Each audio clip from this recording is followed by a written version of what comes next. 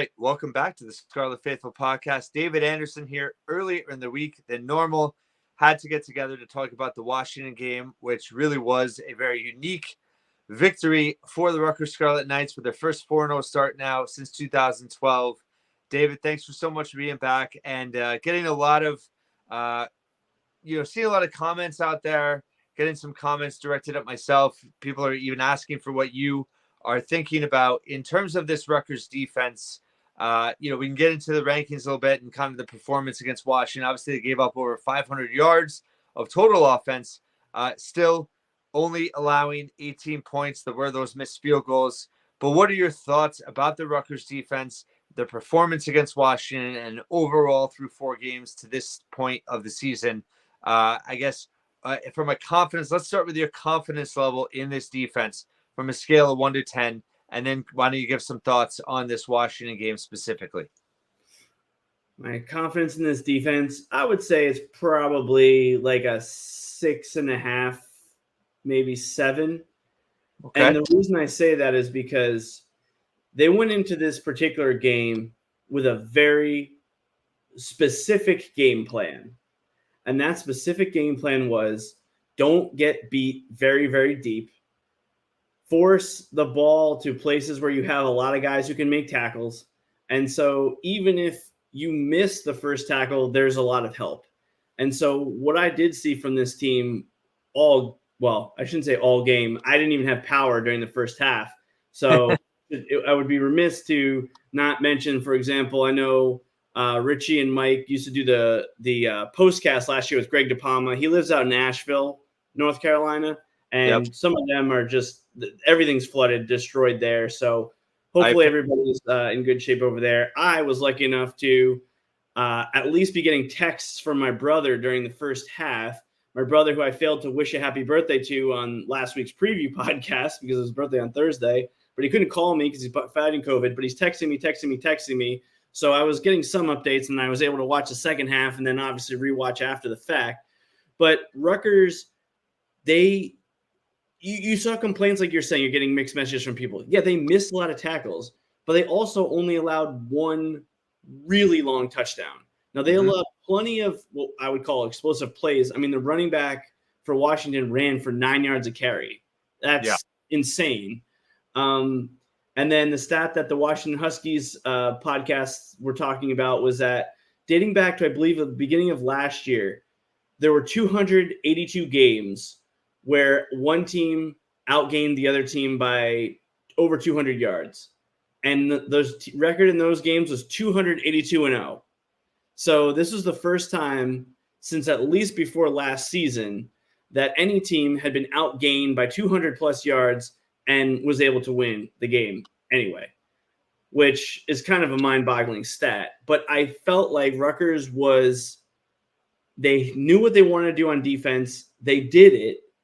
And then at the end of the game, obviously there were several drives where they were willing to trade time for yardage. And so it looks a lot worse in the box score than it actually was on the defensive side of the ball. So, but again, you're not going to win again giving up 9 yards a carry to the other team's primary running back. So obviously that would be a reason for concern. But I mean, again, Will Rogers, they're never going to face a guy with 100 career touchdowns again. And he didn't even play that bad. He didn't even play that badly. So, I mean, you kind of put it as bend but don't break defense, which sometimes can be overdone. But in this particular game, they did what they had to do. Now, again, I think teams may be able to pick up some things from what their Rutgers defense did in this game and do better or be more productive in certain situations for sure. Yeah, very good points. I think, it's funny. It's funny to be 4-0 and to get, you're always going to have people that look at the negative or have complaints or whatnot. But I think people are starting to, I shouldn't speak in general, but there's a portion of the fan base that is not recognizing the significance of certain things they are doing well. That is a direct result into winning football games. And, most importantly, I tweeted, I talked about in my last episode, number 2 in red zone defense. Only allowed 10 points in those 4 trips. That goal line stand at the beginning of the second half, stopping them on that first drive. Washington looked unstoppable, and then obviously they self-destructed with that penalty, but they were able to stop them. But also penalties, they're not committing stupid penalties. The other teams are, and I think what's refreshing about this team too, and this is a little bit off the defense, but when Washington made that just egregious special teams penalty, they punched it in with a touchdown pass 2 plays later. Like, when's the last time a Rutgers team did that? So I think on the defensive end, I think where people are concerned and looking at is, the lack of sacks, the lack of turnovers. They didn't have any tackles for loss in this game. And obviously, per Pro Football Focus, they did have 14 missed tackles from 11 different players. But like you said, it was almost by design in terms of how they missed the tackles, because of the way they were directed in traffic and had swarm tackling still. Schiano did talk about it in his press conference on Monday about the missed tackles and that they have to get better. But I think some of that too is also to your point about inexperience. On that big pass play, I mean, it's no secret. I mean, Kaj Sanders, made a bad mistake on that game. That play. That's where Tyreen Powell kind of got in his face, and then Schiano pulled him over. Jabome had some coverage issues also. These are guys that I think we're seeing some baby steps or learning curve as we're going, but they're still winning while doing it. And I think that's what's the huge separator here, is that they're making mistakes, they're learning from it, but they're not letting them be fatal mistakes where they're losing games. And that's a huge difference from the past. Yeah, I mean, I guess you can boil down the defense's, issues. I wouldn't call them problems per se, but they may be problems. And we see this in the next 2 or 3 weeks over and over again. Number one, starting on the defensive line, like you said, they can't really get pressure with just 4 guys. So Aaron Lewis has been playing great. Wesley Bailey seems like he is getting there. I think he might have had the toughest matchup of anybody in that Washington game. So hopefully, against another team, he might be able to do better. But what I will say, so I think that's where people didn't really understand why we were so worried about the loss of Mo Toure preseason. Because when you made a good point on the post-game show or your rapid reaction, it's the ceiling of the team that really takes a hit with that. And that's what you saw against Washington. Like, if they had him, they might have been able to win that game more easily. Now, they also might not have won because a lot of things went crazy in that game. But they really can't get pressure with just 4 if the offense is blocking with 5 or 6. They really can't do that. But what they did do, and this is a credit to coaching, and we're going to keep coming back to coaching a lot during the next couple of weeks, is what they did is they were forcing Washington into making certain plays. So by bringing pressure from a certain place, an experienced quarterback is going to know I need to go to a specific place with the ball. And so by you being the aggressor defensively, you have a good idea where that ball is going to go because quarterback knows pre-snap where he needs to go if pressure comes from a certain place. So as a defense, if you're really coached up and again, you're playing actual, 3D chess, not 2D chess, then okay, he's going to deliver the ball here. This is where our defensive guys are going to have to swarm to the ball. So if you can coach up your players, then they get confidence that the coaching staff knows what they're doing. And I watched plenty of, other games at the college NFL level over the course of the weekend where they didn't even do that correctly. But it felt like Rutgers' defense, okay, we know we're bringing pressure from here, and as a result, we expect the quarterback to go with the ball here, and we have people in that area, which is why some of the missed tackles were happening because, like I said, there was a lot of people in the area. Now, that being said, I mean, they only gave up one long touchdown play, and that was the 51-yarder to Boston. On that play, it looked like Walker had a shot at him first before Sanders and or Powell seemed to have the second shot. I think Sanders was probably slightly out of position because kind of like we were talking about or you mentioned, Schiano and Powell probably wouldn't have said something to Sanders if he wasn't at least partially at fault for that one. So I'm not sure if it was a coverage issue or staying in your lane issue. Not entirely sure, right? So regardless, they do have to get this cleaned up. But like I said, plenty of other teams are having the same issue. I mean, how many times, even in that Georgia game, did they have an amazing comeback? Or even in the Miami Virginia Tech game, Miami ran a couple drives like that where guys lost integrity of their assignments. And as the field gets bigger with these spread offenses, it's really hard to stay in your lane. So I think the learning curve is steeper because we talked about last year, you did have Jennings, Toure, and Powell. But when you're playing closer to the line, it's a lot easier to maintain your assignments and alignments than when you're facing these spread passing attacks that we talked about. Rutgers didn't do a lot last year.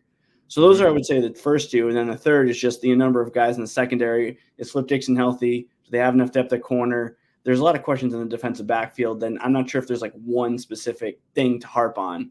But overall, yeah, you could have some general concerns about the defensive backs.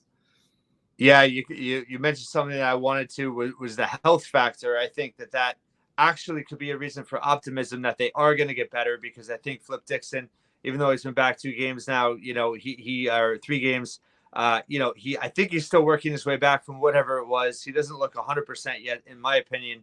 At least maybe working some rust off. Wesley Bailey as well. Robert Longerbeam got kind of banged up in this game, stayed in the game. Of course, mentioning Powell. I mean, he made some huge plays in this game, but he's still working his way back. Shiano mentioning on Monday how he really prefers to have 3 cornerbacks rotated at all times. Right. And he feels like maybe played a little bit too much of Longerbeam and Rogers exclusively. You're talking about rotating in Bo Mascow. So that's something interesting. He had a big, open field tackle in that game. So I think they're still kind of working things out. Obviously, that linebacker rotation solidifies with Powell back, but like you said, without Toure, they don't have that guy that can move around, and maybe they're going to start to tweak some things and look at maybe who could potentially step into a hybrid role a little bit. But I agree with you on Aaron Lewis, and statistically, he's got the most QB hits, 5 overall for the team. But I think that in terms of the game plan, it did seem like we talked about before the game how worried we were about how you can't play prevent against the Will Rogers type quarterback. And yet that's kind of what they did a lot, and it was really by design. Yeah, I mean, it was sort of a prevent, but I wouldn't call it a prevent. It was more of like a cover 3, but they were delivering pressure purposely and knowing where they thought the ball would come out from Washington when they did that. So I think this is a really interesting point as we start to look at Nebraska, especially. Dylan Raiola has performed well, but when I watch him, he has a pretty good idea of where he wants to go with the ball pre-snap. And because they have some bigger guys, he plays a little bit of basketball a lot of times, kind of throwing the ball to them over the middle. And it's almost like it doesn't matter what coverage the defense is in. He tries to beat them with whatever the route combination is. And so it's going to be a little bit different than having faced Will Rogers, who's seen every look that you could possibly deliver at him. So I think Rutgers is going to need to be smart, depending on what quarterback, what team they're facing, what play caller they're facing as well, in terms of how they can't do this every game, but in some games it might be the right course of action. And just in terms of overall, the way the offense performed, obviously the 1-2 running back combo of Kyle Monangai, Sam Brown was really impressive, came up big. Calic Manis, I think his numbers would have been better if not for at least a couple of drops. I thought overall he managed the game pretty well. What are your thoughts on the offense after that performance against Washington? It's an interesting game to observe because I believe they had 10 drives and they were 3 and out on 6. And on the 4th one was the Monangai run out of the shadow of their own goalposts. And I think that was first down. So then they had a punt after 3 more plays. So basically they had 6 3 and outs and 1 4 and out. I mean, you can fact check me on that. Now, it's not surprising on the last 2 drives because they were just trying to kill clock. But, that if that's a pattern, that's a problem because you can't expect to score on anytime you move the ball to score. Like sometimes you're going to stall out. Now, it's a credit to them for not getting drive killing penalties on those ultimate touchdown scoring drives. But I guess the reason I don't have as much concern about it is this isn't necessarily something we see from Shiraka offenses, either at Rutgers or elsewhere, to make you feel like this is going to happen continuously. But if it happens again in the next couple of weeks, then it's going to be a major cause for concern. That's my first takeaway. I think that's fair. I think overall, the offensive line held up pretty well. I think the keys, again, going back to Rutgers not maybe being, the most impressive in these last two wins, but they're not turning the ball over. They're not allowing too many big plays. They're not allowing teams to really take advantage of it in the red zone. They're not committing penalties. Like, this is a very disciplined, well-coached team that isn't performing as well as we think that they can. But I think there's a lot of positives in that they are winning the way they're playing. They're not playing their best, but it's very obvious, I think, especially in teams we've seen, even in Shiano 2.0 previously.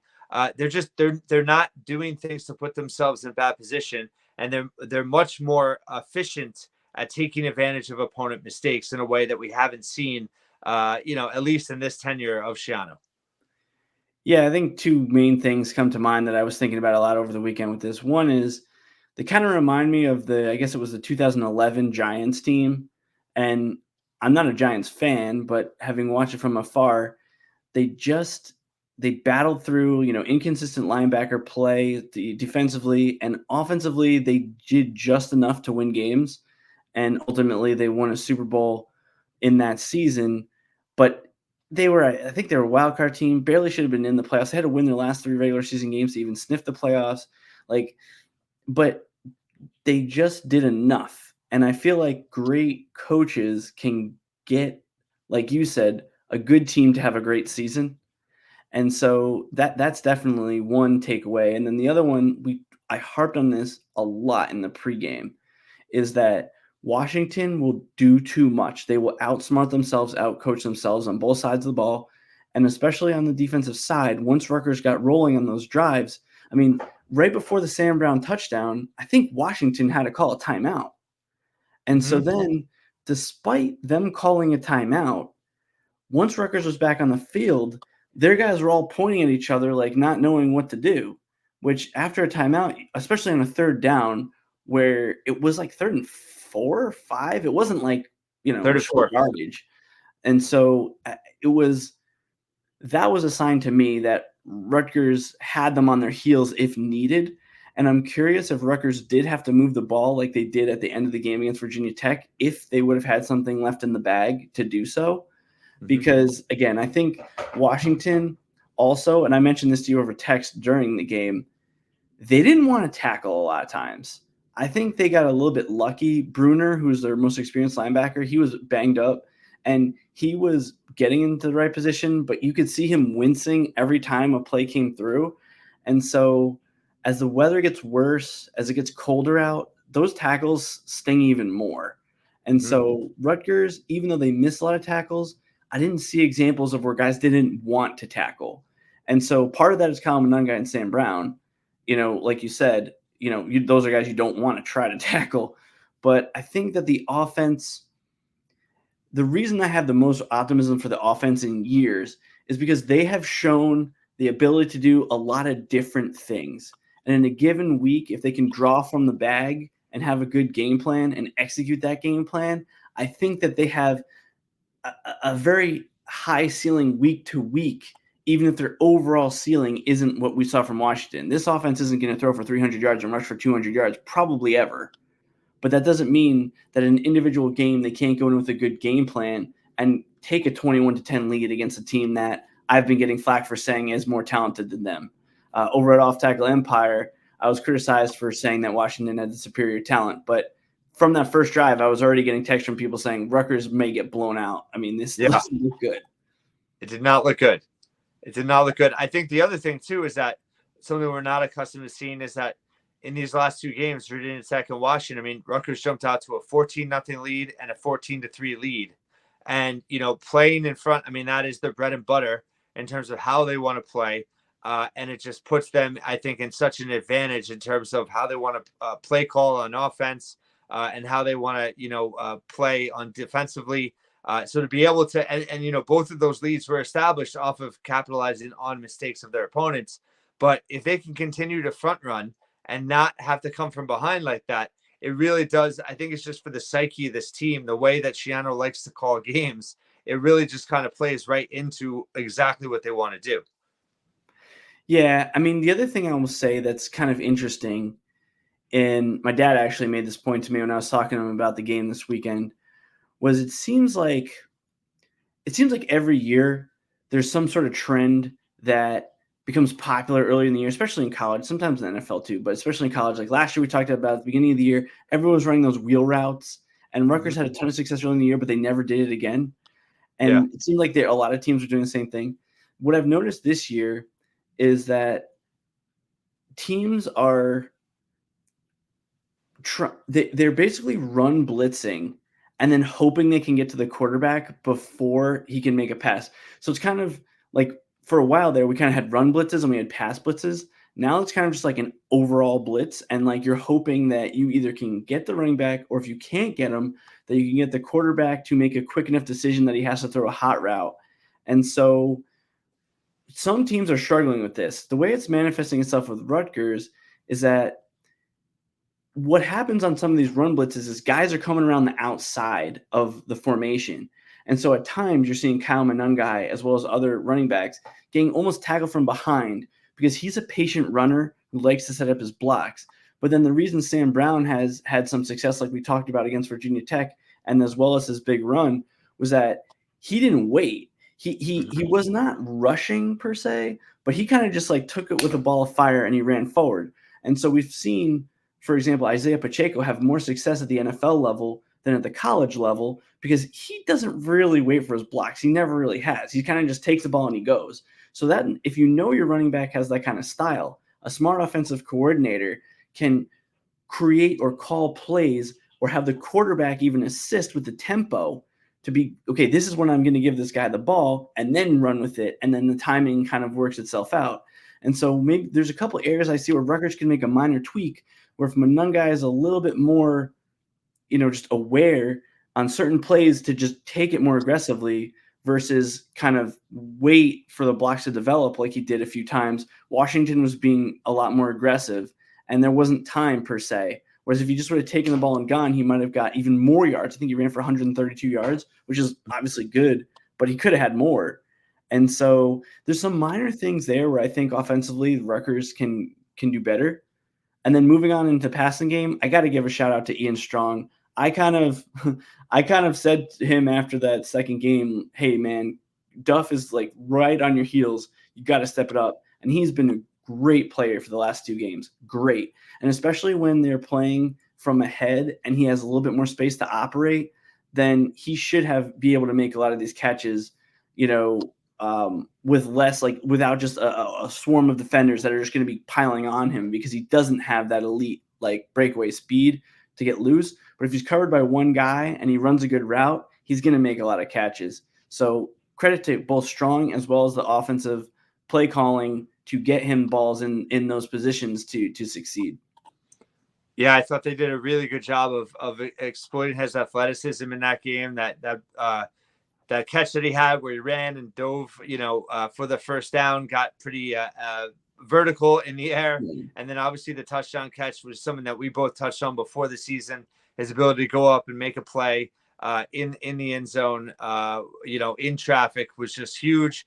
I don't know if you got a chance to see the whole breakdown with Urban Meyer and Jerry Zanardo talking about his catch against Virginia Tech and how it was the same play call against Michigan last year where they had that interception. But I just wanted to ask you about, just in terms of Shiraka, I've been really impressed with his evolution from last season to this season. Obviously more playmakers, but it just seems like he has a much better feel for what this offense is capable of. He has more trust in obviously Calic Manis at quarterback. But just in terms of how he, for example, getting the most out of Strong in these last 2 games, having Fletcher being a consistent presence in the pass game. Miller was a little bit more quiet in this game, but still has been pretty steady. And then now being able to work in Brown and Monangai. I mean, I thought that call for Brown's touchdown was just brilliant. And that was a great point you made about how he just catches it or grabs it and runs. And that's kind of what Monangai did on that big 40-yard play right on the goal line too, which is a little bit different for him, and he had big success. But I guess overall, just what are your thoughts on Shiraka to this point with the offense, and kind of how do you see things continuing to develop here? We had confidence that he could layer in plays on top of plays on top of plays if he has the right personnel and the team's understanding the offense. Like, I'm not trying to dump all this on Gavin Wimsatt and the receivers from last year. I'm not trying to do that because these are the second year in your system. And as Rutgers fans, we're not accustomed to seeing the same offense for back-to-back years. And if we do, it wasn't good. So I think this is what – now, not every coach knows how to do that. Just because they're there for 2 years doesn't mean in the second year that the players are absorbing the concepts. But I have to give him credit for layering these things on. Again, I don't think he had his best game per se, like I said, with all the 3 and outs. And again, a lot of that was circumstantial. And like we talked about the week before, Rutgers was moving the ball, but they weren't putting in those body blows. In this game, they were. And if they had to run the ball, they could have. I mean, I think Washington just had the athletes to really shut it down in those last 2 drives, and Rutgers wasn't put any risks. Like you saw Monungai on that one play, he probably could have put out a stiff arm. I think it was first down on the very last drive. But instead of putting in a stiff arm and risking any sort of fumble, he just – I might be mixing. I think it was that play that he just secured that ball and was like, I don't care about the first down if I cannot fumble this ball. Whereas some of the other teams that are playing in wet conditions over the weekend, not so much. So I mean that's my first thing with Soraka, and then the other thing like I was kind of touching on earlier with what the offense can do is what you're supposed to do is you're supposed to have a suite of plays in your playbook, and then in a given week you practice those plays, and then the team is ready to execute those plays on game day. We've even seen this, and I'm glad I've gone this far in the podcast without having to talk about how terrible the Jets were in that game against Denver, where I had to hear from all of my family members from Colorado about it.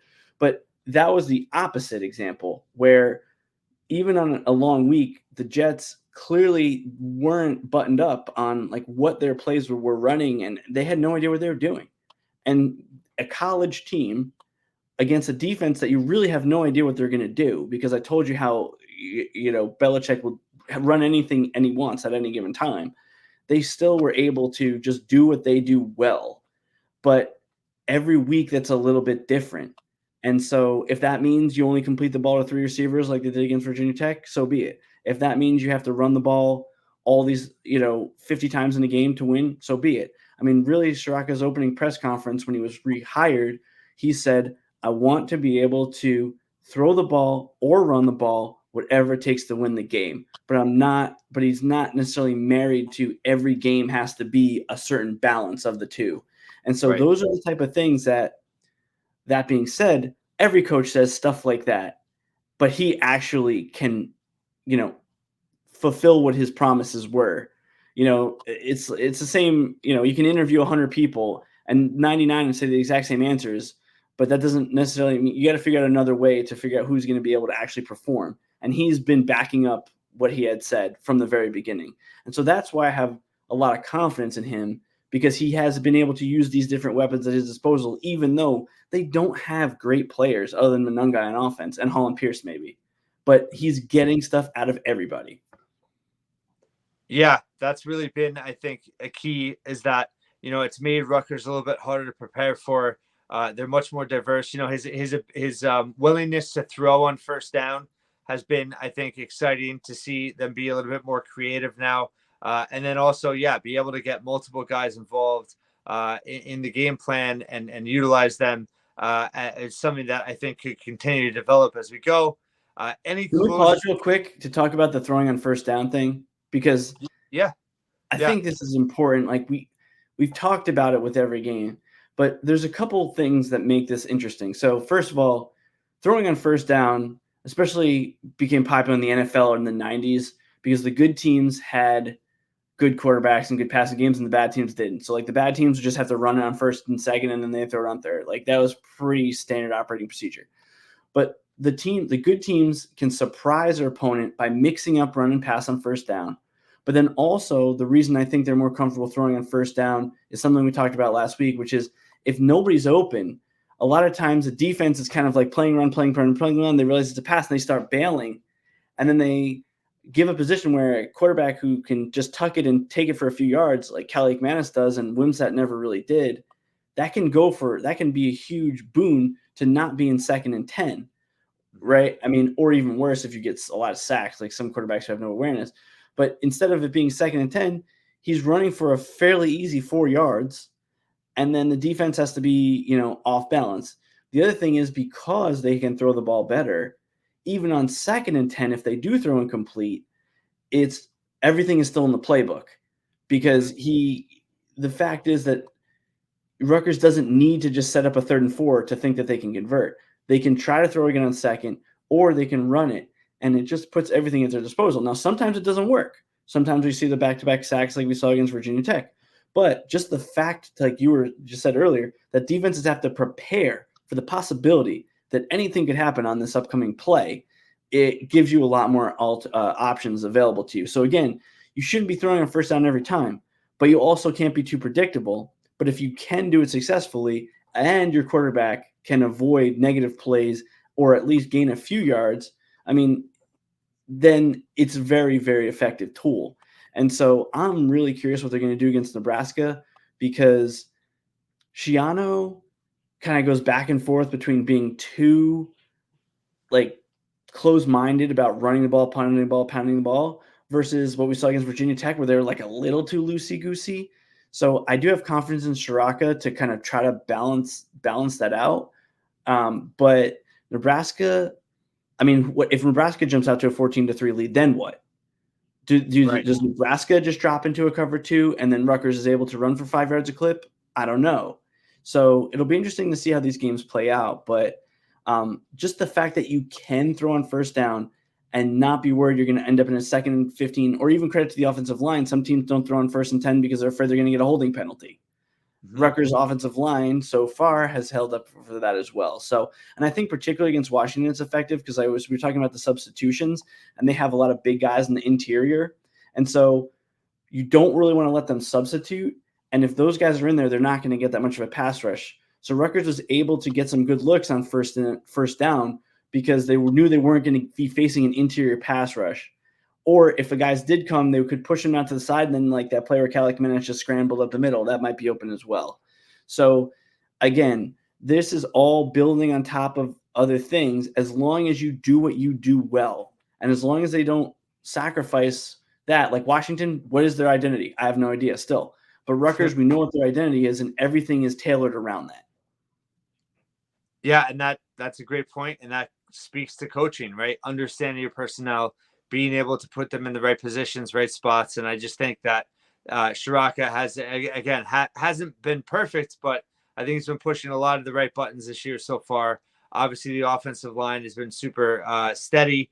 It was good to see Felter bounce back, getting knocked out of the game, coming back in and played the rest of the game. So that was certainly important. You want to see the offensive line continue to just have more and more reps together, I think, as this season goes on. And really these next 2 games, Nebraska and Wisconsin, huge test for this team in the trenches, both lines as well. And we'll get plenty more into Nebraska later this week. But any closing thoughts here, just in terms of the win over Washington and or just kind of big picture thoughts with them 4-0 now heading into this crucial road game at Nebraska? I think in these games like this, the special teams is going to have to be good, not average. I think that so far they've been up and down. I think Anderson's getting better each game, which makes sense because he had no spring practice. And so it makes sense that he's getting better and better. I mean, one of the reasons Washington had all those yards is because they had to keep driving a very, very long field. And that's a credit to your punter and your kickoff game. And so, that was fine. But overall, and this is something that, even the Washington podcasts were talking about, they just felt like they were surprised at how the overall operation of Rutgers, when it came to the band, the lights, the football team, everything, that Rutgers was just so much more cohesive. Like the biggest takeaway for Virginia Tech was that Rutgers had more passion. Mm-hmm. Right? That's what their big takeaway was as a fan base, was that Rutgers played fun football. and they didn't feel like they did. The biggest takeaway for Washington was just how much of a buttoned-up operation Rutgers seems to be compared to them. And even though they had more yards, they had a better quarterback, the running back ran for 9 yards a carry, Rutgers just overall was a more buttoned-up operation.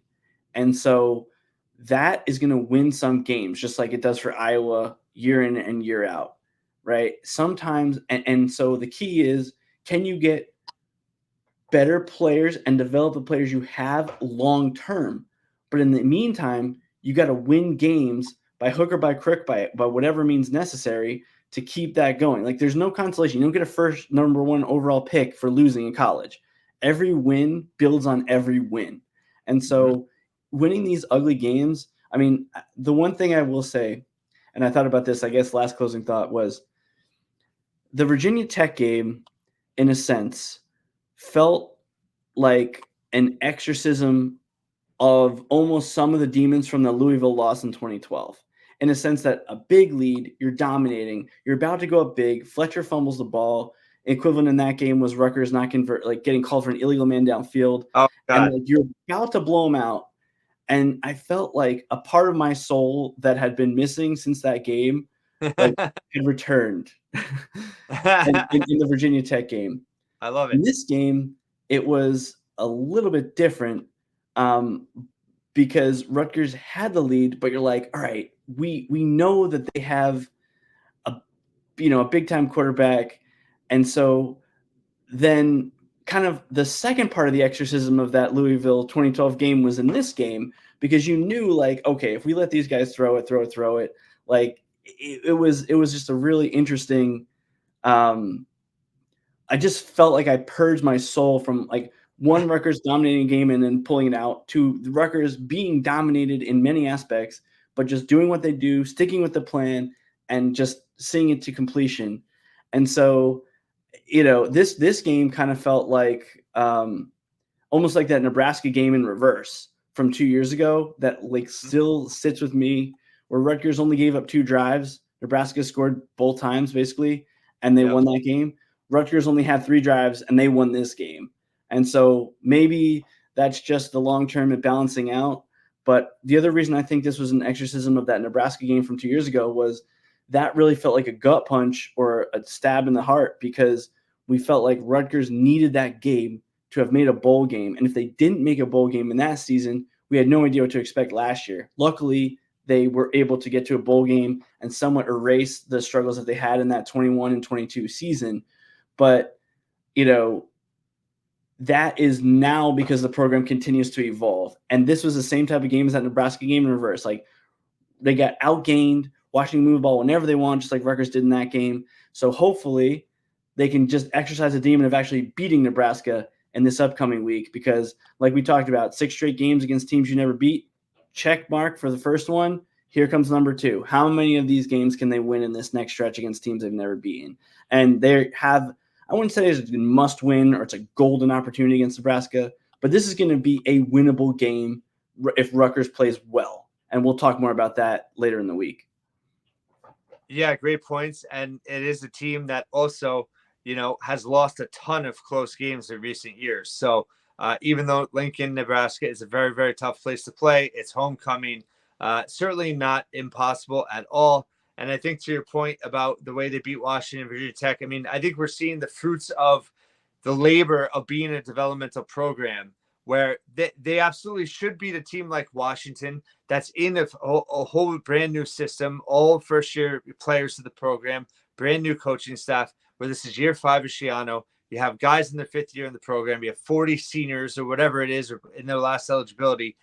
They should look like the more button-up program. They should look more polished. And I think that really paid off dividends there. And I think that that's going to help them down the road as well. And obviously, a key road game at Nebraska, where you already have Virginia Tech under your belt. This was also the first road game for Washington. They did have a neutral game against Washington State, but it was such a big trip for them. I think that played a role as well. And obviously the crowd was amazing, talking about, just in terms of the overall game day feel at Rutgers, but the crowd was awesome. And it really was a big time environment that really helped this team forward. So overall, 4-0 going into October now, which there's a ton of opportunity here. And as we talked about, every win, just the ceiling remains sky high. And I think that was what was so clutch about getting through September without a loss. We both picked them to lose Virginia Tech. And then the Washington game was so critical. So here you go to Nebraska with kind of a clean slate.